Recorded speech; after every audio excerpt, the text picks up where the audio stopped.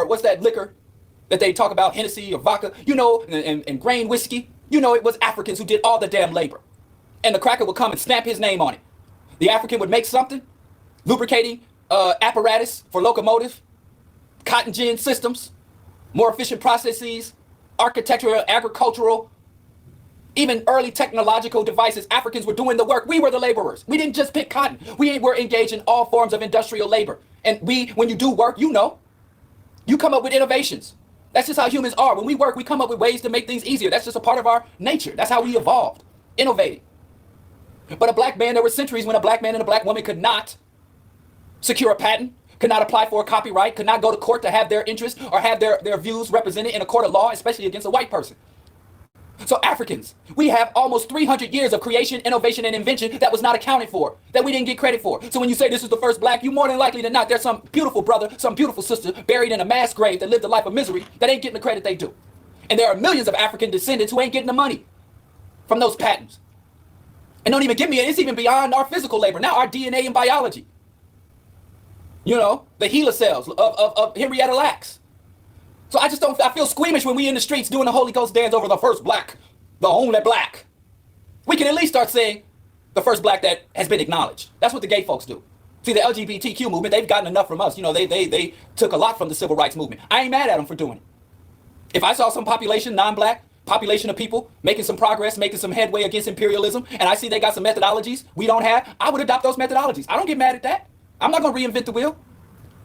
But what the gay people say, if there's a gay person running for office, they'll be like, this is the first openly gay mayor, the first openly gay presidential candidate, the first openly gay CEO, the first openly gay astronaut, because the gay folks know it's been gay people doing stuff all the while. Like if you had a gay FBI director, they would have to say this is the first openly gay act, because we all know the most prominent, J. Edgar Hoover, was queer, non-gender conforming, homosexual, rape, genocidal, racist, but that's another part.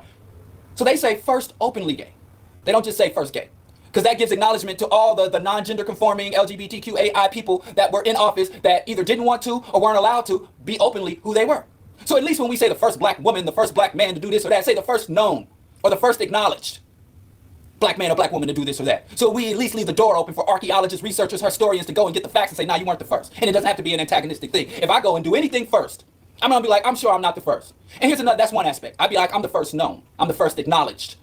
Even in new technology, well, you know, there was no internet back then, so you get a black man do a computer thing, black man that does a technological thing, then that's the first, well, you don't even know, even in new emerging industries, the internet, cellular phone technology, bioengineering, nanotech, artificial intelligence, there's a lot of black and other non-white people tinkering in basements of these big corporate offices. There's a lot of African brothers and sisters on the continent tinkering. And these white people who are on missionary work, who are on safari, go into the African continent, go into Haiti, Nigeria. I mean, Nigerians, they're good with numbers. They don't just hustle us on the phone, man. They're some of the most brilliant engineers, mathematicians in the world out of Nigeria. And so these Zuckerbergs and these Elon Musk, they go and rob these brothers and sisters. So even if it's a brand new technology, they ain't even been around that long, we still don't know if they didn't rob the African brother or sister and come back to America and like, look what I discovered. White folks didn't stop Columbusing in 1492. They still getting their Columbus on. Columbus wasn't the first Columbus. You know, we forgot about Amerigo Vespucci. We forgot about the raiding, murderous Vikings who came to the so-called New World to pillage and rape before Columbus. Columbus just was the first to establish a foothold. So, that's the thing. So if you're into first blacks, I'm not into first black. I'm not into only black. That's just not something I'm into. That I don't get off on that. You know, everybody gets off on their different stuff. But if you do, say the only acknowledged black or the first acknowledged black. And another thing, to me when I say the only acknowledged black or the first acknowledged black. And another thing, to me when I hear the first black or the only black, that is not showing progress to me. That is evidence of our regression. Again, we are one of the most enterprising people, the most inventive people, the most dynamic people on the face of the earth, the most copied and the most vilified people. So if we got only one person that's able to break into this one thing over here, that's because there have been generations of African people who have been stifled, who have been cut off at the knees economically, academically, socially, culturally. And for some of y'all, I'll say this for y'all benefit, even spiritually, degraded, dehumanized, beat down, held down.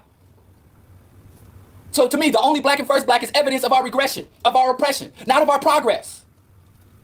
So forgive me that the Bro Diallo show, and I like, a lot of times, I play the Holy Ghost music and I celebrate with y'all, but I'm not there with y'all all the way. I'm just doing it for y'all because this is y'all show. I work for y'all. This is for the people, them by, for, and of the people, unlike the rapist pedophiles that founded this country. When I say by, for, and of the people, I mean it. It ain't just fancy rhetoric. Like when George Washington and Thomas Jefferson said it, and Adam Smith.